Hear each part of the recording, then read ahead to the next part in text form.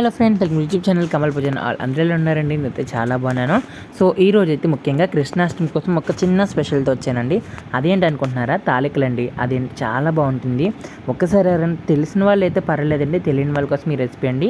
So నేను ఎలా చేస్తున్నాను ఏంటనేది కాకుండా ముఖ్యంగా ఇంపార్టెంట్ రెసిపీ కృష్ణుడికి అలాగే తీపి పదార్థం చేసి పెడితే మంచిదని చెప్పేసి నేను చేస్తున్నాను. సో ముందుగా అయితే ఒక కప్పు బెల్లం తీసుకుని అలాగే కొంచెం వాటర్ వేసి దాన్ని కరగనిస్తున్నాను, అంతేనండి. సో బాగా కరగనివ్వండి, ఎక్కడ కూడా లంప్స్ లేక అంటే గడ్డలు లాంటివి కట్టనివ్వకుండా బాగా కలపండి. అలాగని చెప్పి తీగపాకం వచ్చేలా కాదండి, జస్ట్ అలాగా పాకం కరిగేంత వరకు ఉంటే సరిపోతుందన్నమాట. సో కొంచెం తీయగా కావాలనుకుంటే కొంచెం బెల్లం ఎక్కువ వేసుకోవాలి, కొంచెం సమానంగా కావాలనుకుంటే సరిపోతుంది.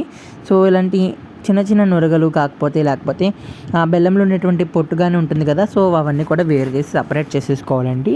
సో అప్పుడు కానీ మనకి నోటికి ఎన్ని తగలకుండా ఉంటుంది, అలాగే టేస్టీగా కూడా ఉంటుందన్నమాట. సో ఇది బాగా మరుగుతుంది కదా, సో ఇప్పుడైతే మనం బాగా కలుపుకుంటూ ఉండాలి. ఇప్పుడు తాలికలు రెడీ చేయడం కోసం ఒక 2 గ్లాసెస్ వాటర్ అయితే వేసుకుంటున్నామండి. సో దీనికి మనం బియ్యం పిండిని అయితే యూస్ చేయబోతున్నామండి. సో చాలా ఈజీగా క్విక్గా అయిపోయే రెసిపీ. సో ఇప్పుడైతే మళ్ళీ మనం స్టవ్ ఆన్ చేసుకుని ఇంకొక పాత్ర అంటే నేనైతే ఇంకొక కరెంట్ కుక్కర్ తీసుకున్నాను. సో దాంట్లో కొంచెం రాక్ సాల్ట్ అంటే కళ్ళుప్పు వేస్తున్నానండి.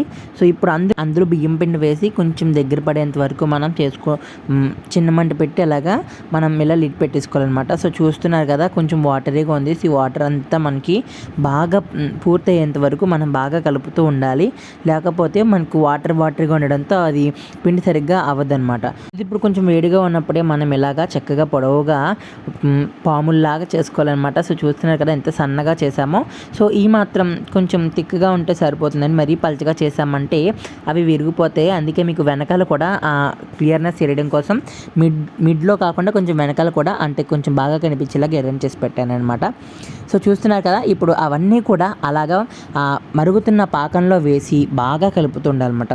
సో మనం పెద్దవి చేసామనుకోండి విరిగిపోతూ ఉంటాయి. సో లేదు అంటే మీకు ఇక్కడ వెనకాల కనిపిస్తుంది, చూస్తున్నారు కదా, అక్కడ చిన్న చిన్నగా బ్రేక్స్ వచ్చేసినాయి కష్టపడి చేసినా కానీ. అందుకే చిన్నవి చేసుకుంటే సమానంగా సరిపోతాయండి. సో ఇది పిండి కన్సిస్టెన్సీ బట్టి కూడా ఉంటుందన్నమాట. సో అందుకని చెప్పి వేడివేడిగానే చేస్తూ ఉండాలన్నమాట.